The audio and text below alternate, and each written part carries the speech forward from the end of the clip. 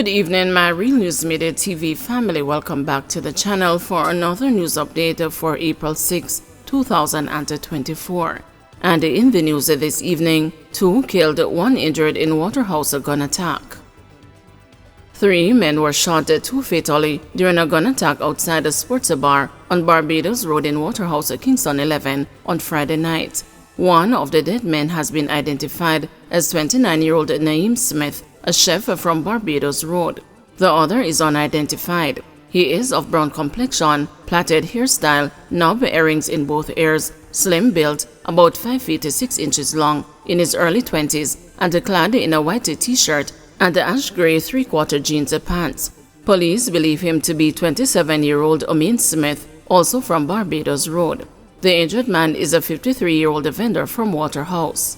Reports are that around 11:03 p.m., the 3 men were among a group of people gathered at a bar playing domino when a silver Honda Fit motorcar drove up. Several men in the vehicle opened fire on the group. The motorcar then sped away. The police arrived at the scene shortly after and transported the victims to hospital, where doctors pronounced the 2 men dead and admitted the other.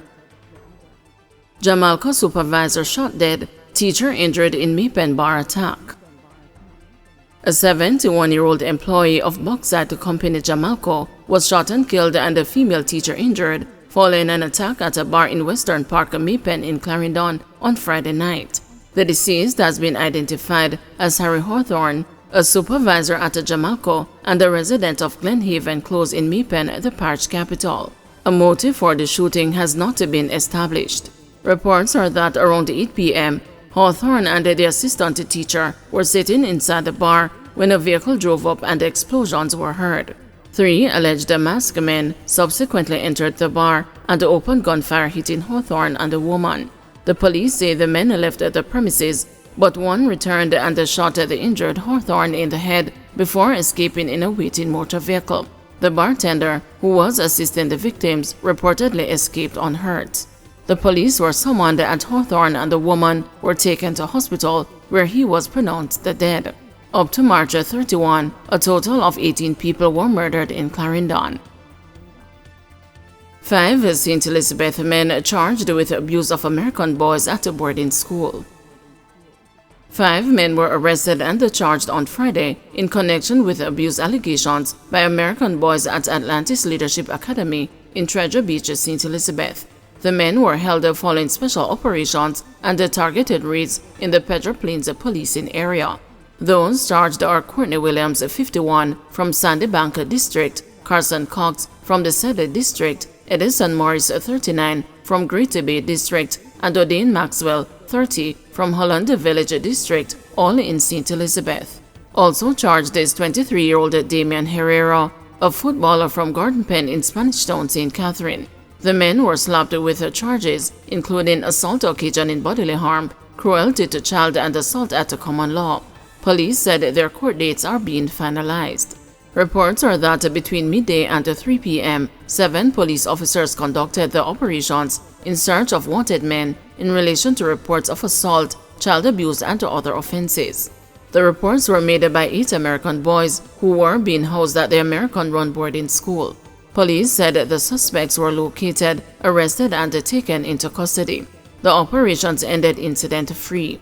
8 boys ages 14 to 18 were earlier this year removed from the boarding school by Jamaica's Child Protection and Family Services Agency in response to abuse allegations. 7 of the teens are currently in the custody of Jamaican child welfare authorities. The 18-year-old was sent back home in February. Road authorities conduct operation in St. Mary, traffic accidents down in the parish. The St. Mary Highway Patrol and the traffic team, along with the Transport Authority on Friday, conducted a joint operation in Port Maria and Highgate, 2 of the major towns in the parish, in an effort to enforce the proper use of the roadways. Acting Commanding Officer for the parish, Deputy Superintendent of Police Kevin Francis, told the news that the operation was deemed a success, with 50 of 68 motor vehicles stopped being issued tickets, while 1 car was seized and 25 summons issued. The operation with its stakeholders is to serve, protect, reassure citizens in the parish, and encourage motorists to obey the road code, especially the speed limit, Francis said. St. Mary's, since the start of 2024, has recorded 3 road fatalities and 53 collisions, a decline in both categories from the January to March period last year, when the parish recorded 115 collisions with 5 deaths. Monday is deadline day for candidates in local government election to file return of election expenses. Candidates who have contested the February 26 local government election have until Monday to file their return of election expenses. The Electoral Office of Jamaica says under paragraph 53 of the 8th schedule of the Representation of the People Act, candidates must submit an election return with the returning officer for the electoral division within 6 weeks after the date of the election. A candidate who fails to make a return or makes a false declaration in the return has committed an offense. If convicted in the circuit court, the candidate is liable to a fine of up to Jamaican $80,000 or imprisonment for a term not less than 3 years. In addition to a fine or imprisonment, the court may order that the candidate be disqualified from holding any post for a period of not less than 7 years from the date of conviction. St. Kitts businessman fined $60,000 for overstaying and other breaches. A national of St. Kitts and Nevis who pleaded guilty to overstaying after being caught in a traffic stop last month was fined $60,000 in the St. Catherine Parish Court on Friday. Corey Alder, a businessman, also confessed to driving without a driver's license or insurance coverage. Senior Parish Court Judge Desiree Alain presided over the matter.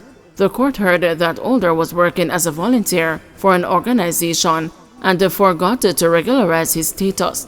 He was fined $10,000 or 30 days in prison for overstaying, $30,000 or 10 days in prison for driving without a license, and $20,000 or 10 days imprisonment for having no insurance coverage.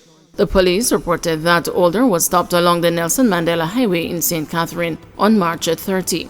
He failed to produce the requested motor vehicle documents. Investigations later revealed that he was a visitor who should have returned home to St. Kitts and Nevis from June 5, 2023. The Passport, Immigration and the Citizenship Agency was subsequently contacted and he was later charged. PJ says telecoms build out among most important investments ever in Caribbean. Former Prime Minister of Jamaica PJ Patterson says that the building out of the telecommunications sector in the Caribbean is easily among the most important investments ever made in the region. Addressing the graduation ceremony of the Digital Graduate Program on Thursday on the topic of the Caribbean Metaverse, Patterson said the true impact of the telecommunications sector on the Caribbean region simply cannot be measured no matter what metric you use. Patterson, as the Minister of Development, Planning and Production, laid the groundwork to remove the telecommunications monopoly in Jamaica. He noted that we encountered stubborn resistance against the competition and the cellular telephony during tough extensive negotiations. However, we developed a convincing argument that telecommunications technology was too important to escape the rapid and catalytic force in the global market.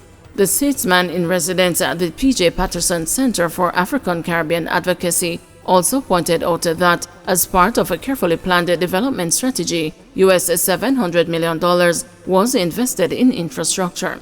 We worked with the private sector and designed and implemented a roadmap to the information superhighway that included finance, training, and market development, he said, adding that the investment of time, effort, and money in building out the telecommunications sector is easily among the most important investments ever made in the region, certainly in the 21st century, for it is the platform of growth upon which the future of the Caribbean depends.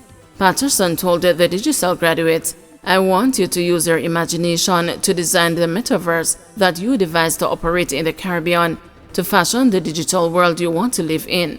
I call it the master metaverse because I want you to think through what the Caribbean digital lifestyle should look like, the good, the bad, and even the ugly that you must avoid. To achieve sustainable development, we must drive our entrepreneurial and creative skills, which are critical and indispensable elements in our learning as a people. Let's capitalize on the sheltered space in the Caribbean creative imagination that manifests as carnival and recreation in the region, extending into Latin America, he said.